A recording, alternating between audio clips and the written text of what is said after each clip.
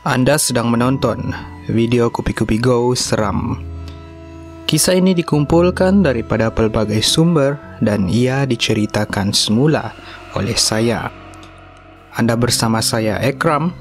Kisah seram pada malam ini ialah bilik yang dilarang masuk dan pelajar hostel yang misteri.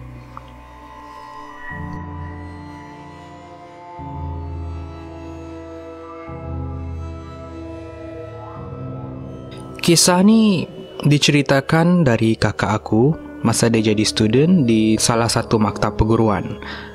Kalau tidak silap, masa tu tahun 2001. Maktab tu di antara maktab lama di kawasan itu.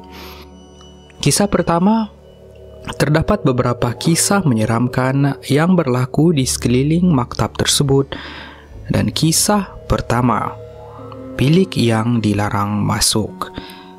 Setiap maktab akan ada diberi masa untuk tujuan pembersihan kawasan kediaman.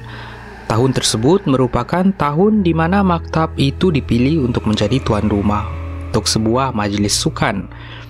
Sebuah bilik hostel dibuka bagi menyambut pelajar yang bakal bertanding, termasuklah sebuah bilik. Bilik itu tidak pernah dibuka sejak sekian lama dan tidak pernah diusik. Jadi kakak aku dan member dia assume bilik tu kotor, tapi dorang takut untuk membersihkannya. Walau bagaimanapun, bila pintu bilik tu dibuka, diorang dapati bilik itu sangat bersih. Masih ada cadar katil, bantal, buku-buku yang tersusun rapi dan penyangkut kain dekat dinding. Tiada secelit debu pun kelihatan di lantai, apatah lagi di buku. Pelik. Siapa yang bersihkan? Itulah persoalan di dalam otak diorang. Selepas itu, seorang member kakak aku ambil penyidai pakaian. Diandaikan dia boleh ambil barang lama tu. Tapi dia silap. Rupa-rupanya bilik itu masih dihuni oleh seorang pelajar. Pelajar yang mati gantung diri di kipas siling selepas dia tahu dia mengandung, dan teman lelakinya lari tidak bertanggungjawab. Dikatakan pelajar perempuan itu menyimpan dendam terhadap lelaki itu dan menyumpahnya sebelum mati. Apa yang dia sumpah itu saya tidak pasti. Sejak member kakak aku mengambil penyidai pakaian itu, dia sering diganggu. Oleh kerana takut, member kakak aku hantar balik penyidai itu dengan bersusah payah. Sebab pintu bilik itu tidak dapat dibuka walaupun mereka mempunyai kunci, dan keadaan di dalam bilik itu sangat gelap. Selang beberapa hari lepas tu, terdengar bunyi orang sapu sampah dan bersihkan bilik pada waktu malam. Padahal tiada orang pun di dalam bilik tu. Kemudian, pelajar maktab lain yang berbangsa Cina pun check in dalam bilik tu untuk sebuah majlis sukan, dan mereka ni dah diingatkan pasal cerita tu oleh pihak maktab. Pelajar tersebut ikut apa yang diberitahu dan selamat, mereka tidak diganggu.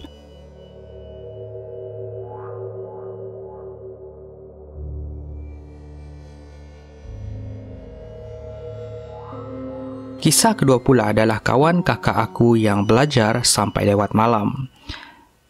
Pada suatu malam, ketika kawan kakak aku ni sedang belajar, pintu dia diketuk.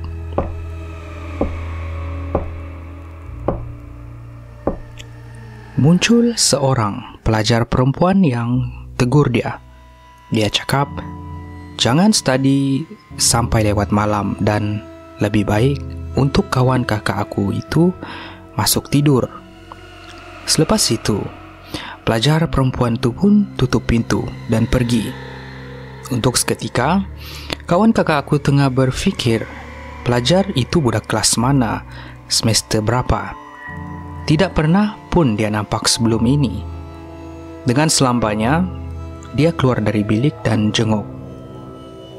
Keadaan di koridor pada waktu itu memang sangat menyeramkan. Walaupun terdapat lampu, tetapi lampu itu malap. Dia tutup pintu dan duduk semula di kerusi sebelum menyambung ulang kajinya. Selepas itu, barulah dia teringat. Cuma dia seorang sahaja di row tersebut.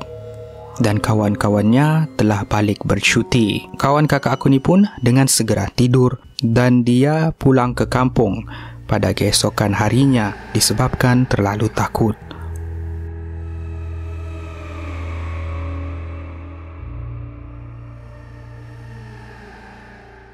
Kejadian ni berlaku masa aku Form 3. Untuk pengetahuan semua, aku sekolah asrama penuh yang memang asrama ni sudah lebih 100 tahun. Dari zaman British masuk Jepun, dari zaman British masuk Jepun buat jadi markas. Bangunan sekolah tu pun memang ada dari dulu. So memang banyak cerita-cerita hantu yang aku dengar dari senior sejak aku masuk sekolah tu. Pantang larang pun memang banyak juga. Tapi kejadian kali ini berlaku dekat aku sendiri. Malam tu Ahad, malam Isnin. Esoknya hari sekolah. Dom aku katil 2 tingkat. Aku di katil bawah. Malam tu member sebelah katil aku kosong. Dia memang every weekend balik rumah sebab ialah rumah dia dekat dengan asrama. Tapi sepatutnya malam tu dia sudah sampai sebab besok ada kelas. Tapi dia belum sampai lagi. Malam tu aku tidur awal. Aku tidur sorang-sorang. Maksud dia kaki aku dekat bahagian tempat letak bantal di katil. Kepala kat hujung katil. Aku tidur dalam keadaan yang terbalik. Senior memang selalu tegur, jangan tidur terbalik. Tapi aku memang tak peduli benda-benda mengarut macam ni. Lagipun malam tu panas, jadi aku pun tidur terbalik supaya aku dapat tidur betul-betul di bawah kipas. Jam 2 pagi. Aku terjaga. Member katil sebelah baru sampai dari rumah. Dengan mamai-mamai pun tegur dia. Kenapa dia lambat? Dia cakap kelas piano dia lambat habis. Itu yang lambat. Lepas dia kemas barang dalam loker, dia cakap dia nak pergi ke toilet. Dia cakap dia mahu pergi ke toilet lepas dia keluar dari dom untuk pergi ke toilet. Aku pun memang sudah tidak boleh untuk tidur semula. Sambil-sambil baring, aku pun pusing-pusing badan tengok sekeliling dom. Selepas aku pusing sahaja balik badan ke arah loker member sebelah aku tu, tiba-tiba ada terpancul satu lembaga hitam tengah berdiri depan loker member aku tu. Jarak dengan aku dalam sejengkal sahaja. Memang jelas aku nampak lembaga hitam tu berdiri sebab ada bias cahaya lampu jalan dengan lampu koridor. Macam orang minyak pun ada juga. Nampak bentuk badan semua, cuma tak ada raut wajah. Memang tergamam juga aku. Tidak boleh mahu berbuat apa-apa. Selepas itu tiba-tiba dengan perlahan lembaga tu buka loker member aku tadi. Selepas tu selangkah kaki dia masuk dalam loker. Lepas tu dia mencangkung dalam loker member aku ni. Tangan dia pula keluar dan tarik pintu loker sampai tertutup. Aku yang tercengang ni memang tengok dengan pasrah sahaja. Nak buat apa-apa pun tak mampu. Sampailah member aku tu balik dari toilet. Lepas dia sampai di katil, barulah aku berdiri. Aku pun cerita dekat dia. Weh, ada benda masuk dalam loker engkau. Dia pun dengan tergamam tanya benda apa. Aku pun tak pasti, tapi yang aku nampak tadi benda hitam. Lepas tu dia tutup dari dalam. Buka lah weh, tengok apa. Aku suruh dia, tapi dia tidak mahu sebab dia cakap aku yang nampak. Aku lah yang kena buka. Sebab nak tahu punya pasal, kita orang ambil penyapu. Nak kuis dengan penyapu, nak tengok apa dalam loker tu. Slow-slow kita orang try sambil baca ayat-ayat yang kami tahu.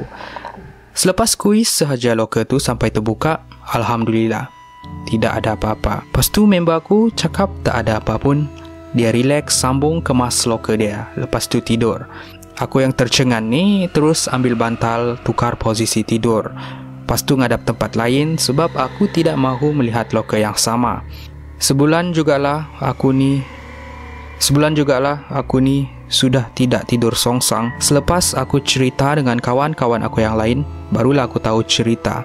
Yang member sebelah aku tu memang selalu kena kacau pun. Sejak dia form 1 lagi, memang selalu nampak benda-benda pelik di asrama. Patutlah dia rileks. Aku sehingga hari ini tidak pasti adakah itu saka dia ataupun ada sesuatu yang mendampingi dia. Apa-apapun, itu adalah pengalaman misteri yang aku lalui. Alhamdulillah, aku tidak dikacau oleh lembaga hitam tersebut. Terima kasih kerana menonton video Kupi-Kupi Go seram. Diharapkan anda suka. Maafkan kami, hari ini kami tidak memuat naik video fakta. Video fakta akan dimuat naik pada hari esok.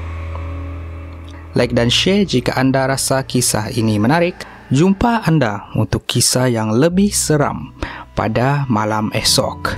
Kupi-Kupi Go menarik setiap hari.